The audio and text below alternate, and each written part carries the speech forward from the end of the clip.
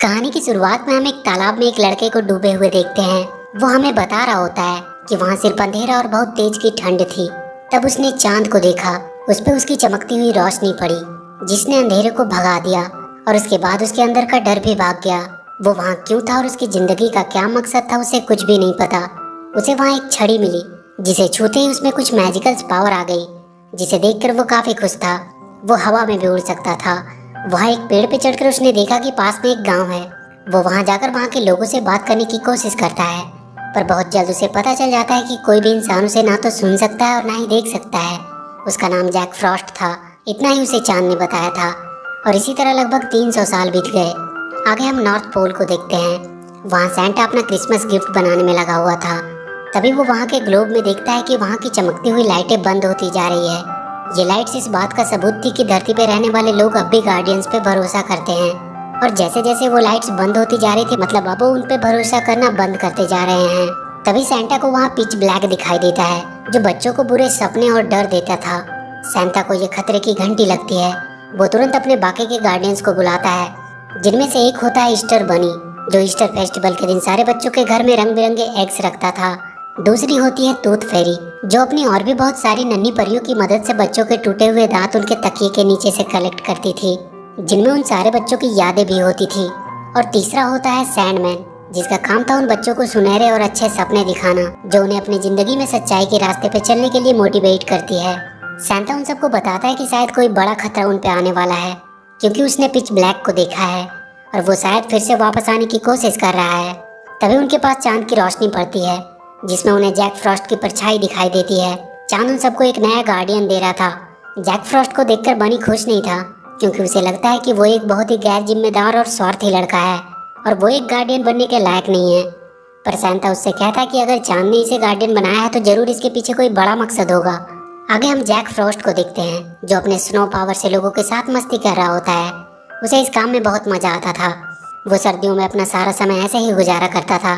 उसे बस इस बात से परेशानी थी कि कोई भी बच्चा जैक फ्रॉस्ट पे बिलीव नहीं करता था, जिसकी वजह से वो किसी को भी दिखाई नहीं दे सकता था। वो वहीं खेल रहे जिमी नाम के एक लड़के को अपनी प्रेजेंस बताने की कोशिश करता है। जिमी अपने दोस्तों के साथ बर्फ में खेलने लगता है। जैक फ्रॉस्ट उसे वहाँ शहर में बर्फ की स्लाइडिंग भी करवाता है, जिसमें उसे बहुत मजा आता है। पर वो ये नहीं समझता कि ये सब जैक फ्रॉस्ट की वजह से हो रहा है। जैक उदास होकर वहाँ से चला जाता है। वो रात में चांद से बातें कर रहा था कि उसने उसे क्यों बनाया, उसका मकसद क्या है। तभी वो देखता है कि सैंडमैन की सुनहरी रोशनी बच्चों को सुनहरे सपने देने आ गई है। वो थोड़ा खुश हो जाता है। वहाँ के बच्चे सपने देखने लगते हैं। तभी ब्लैक पिच आकर उनके सुनहरे सपने को एक नाइटमेयर में बदलने लगता है। वो अपनी काली शक्तियों को हर जगह फैला देता है और उन सारे सुनहरे सपनों को नाइटमेयर में बदलने लगता है।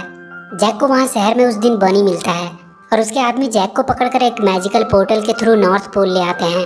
वहाँ उसे बाकी के गार्डियंस मिलते हैं। सैंटा उसे बाकी सभी गार्डियन से इंट्रोड्यूस करवाता है। सैंटा उसे बताता है कि चांद ने उसे गार्डियन बनाया है, पर जैक फ्रॉस्ट उनसे कहता है कि उसे नहीं लगता कि वो एक गार्डियन बनने लायक है, क्योंकि उसे डिसिप्लिन में रहना और लोगों के ऑर्डर फॉलो करने में कोई इंटरेस्ट नहीं है। तब वो लोग उसे बताते हैं कि कैसे उन पर ब्लैक पिच का खतरा बढ़ गया है और उसे खुद चांद ने गार्डियन चुना है, इसलिए वो मना नहीं कर सकता। सैंटा उसे वहाँ की बाकी सभी चीजों की जानकारी देने लगता है। तभी बनी उनके पास आकर बताता है कि टूथ पैलेस में कुछ प्रॉब्लम हो गई है। वो सारे सैंटा के स्लेज में बैठकर टूथ पैलेस तक पहुँचते हैं। वहाँ ब्लैक पिच के नाइटमेयर सारी नन्ही परियों को कैद करके ले जा रहे होते हैं। किसी तरह जैक फ्रॉस्ट एक नन्ही परी को बचा लेता है। टूथ फेरी उन्हें बताती है कि उन लोगों ने बहुत देर कर दी। वो वहाँ की सारी परियां और वहाँ रखे सारे बच्चों के टूथ्स को चुरा कर ले गया। तभी वो लोग वहाँ ब्लैक पिच को देखते हैं, जो उनसे कहता है कि एक वक्त हुआ करता था जब लोग उससे डरते थे और उसे अपने आसपास महसूस करते थे। पर एक दिन चांद ने उन गार्डियंस को वहाँ भेजा उसका डर खत्म करने के लिए। उन्होंने लोगों के दिलों में आशा जगाई और उन्हें उम्मीद दिया, और उसके बाद से वो सारे ब्लैक पिच को एक बुरा सपना समझकर भूल गए। पर अब सब बदलेगा। उन्हें फिर से डर का एहसास होगा और उनके दिलों से वो गार्डियंस को निकाल फेंकेगा।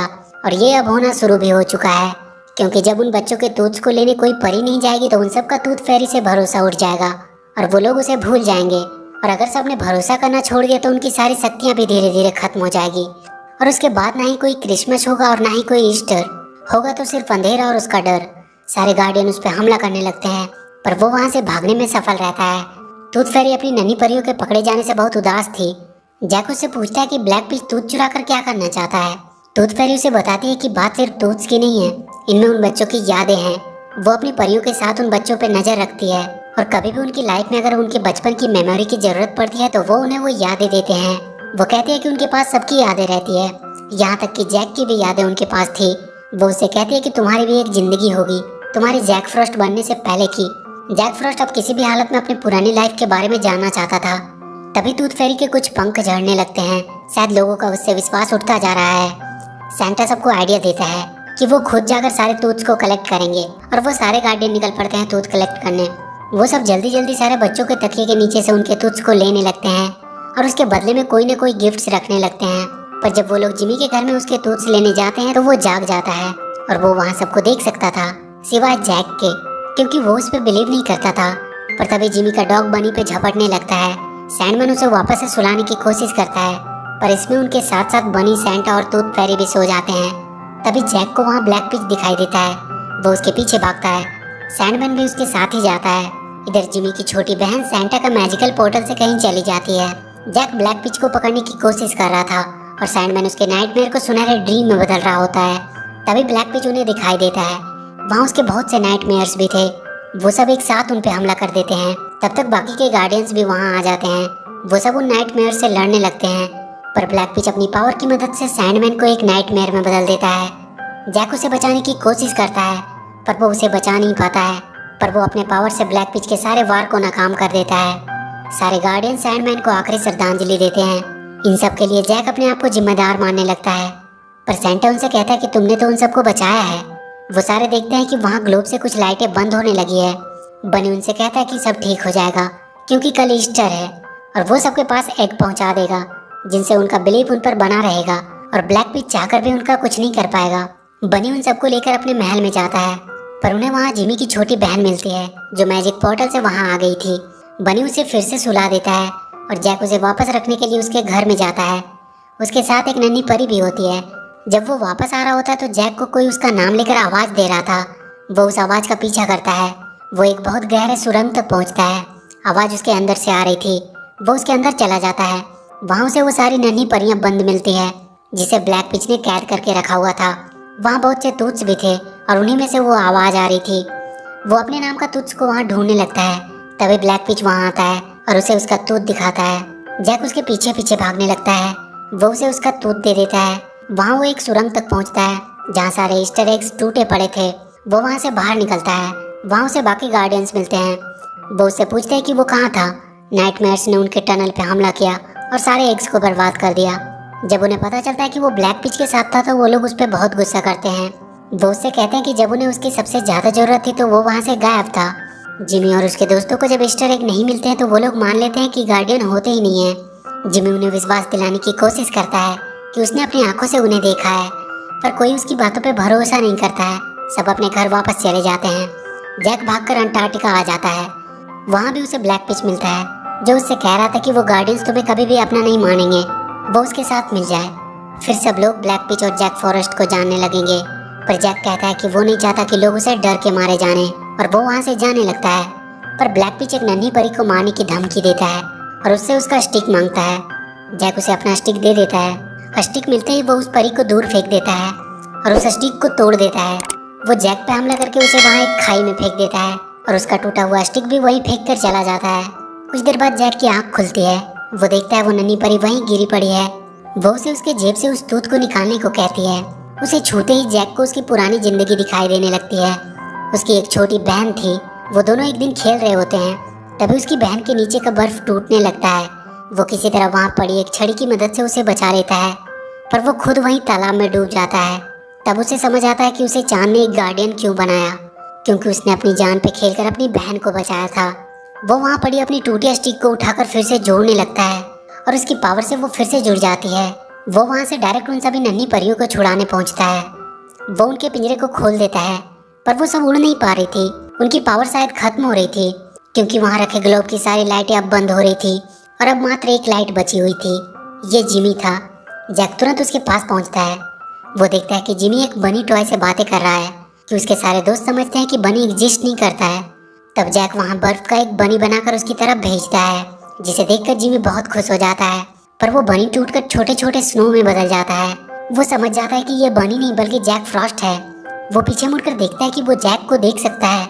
जैक भी बहुत खुश हो जाता है कि पहली बार किसी ने उसे देखा। वो उसे बताता है कि सारे गार्डियंस रियल होते हैं। तभी जैक देखता है कि बाकी के गार्डियंस भी वहाँ आ गए हैं, पर वो सब अब पावरलेस हो चुके हैं। बनी भी अब एक छोटा सा बनी बन चुका है। तभी ब्लैक पिच वहाँ आता है। जैक उस पर हमला करने लगता है, पर बहुत जल्द वो उससे हार कर नीचे गिर जाता है। ब्लैक पिच उन सबको मारने के लिए उनकी ओर बढ़ता है। तब जिमी जैक से कहता है कि उसे बहुत डर लग रहा है। जैक को अपनी बहन की याद आती है। वो जिमी से कहता है कि इससे डरने की कोई जरूरत नहीं है, और वो एक स्नोबॉल उसके ऊपर फेंकता है, जिसे देखकर जिमी हंसने लगता है। जैक उसे लेकर उसके बाकी सभी दोस्तों को भी अपने ऊपर बिलीव करवाता है। अब जिमी के दोस्तों को भी वो सारे गार्डियन नजर आ रहे थे, पर ब्लैक पिच अब भी बहुत ज्यादा ताकतवर था। वो उनसे कहता है कि वो सब मिलकर भी उसे रोक नहीं सकते। तब जिमी और उसके सारे दोस्त आगे आते हैं और कहते हैं कि वो इन्हें बचाएंगे, क्योंकि वो उससे नहीं डरते। ब्लैक पिच उन पर हमला करता है, पर जिमी की उसके छूते ही उसकी काली शक्तियाँ सुनहरे लाइट्स में बदल जाती है और उन सारे गार्डियंस की पावर फिर से वापस आ जाती है, और वो सारे मिलकर उसके सारे नाइटमेयर्स को खत्म करने लगते हैं। ब्लैक पिच जैक पे हमला करता है। तभी एक सुनहरी रस्सी उसे अपनी ओर खींचती है। ये सैंडमैन होता है, जो वापस आ चुका था। वो ब्लैक पिच को वहीं ऊपर उछाल कर नीचे पटक देता है। ग्लोब की लाइट फिर से एक एक करके जलने लगती है, और सैंडमैन के सुनहरे सपने फिर से सबको खुशी देने लगते हैं। ब्लैक पिच के नाइटमेयर अब उसी पे भारी पड़ रहे थे, क्योंकि अब वो बहुत डरा हुआ था। वो सारे नाइटमेयर्स उसे खींचकर उसी अंधेरी गुफा में फिर से बंद कर देते हैं। जैक और सारे गार्डियंस उन बच्चों को बाय बोलकर वापस चले जाते हैं, और इसी के साथ ये मूवी खत्म हो जाती है। तो वीडियो अगर अच्छी लगी हो तो please do like and share the video, and please subscribe to my channel and press that bell icon.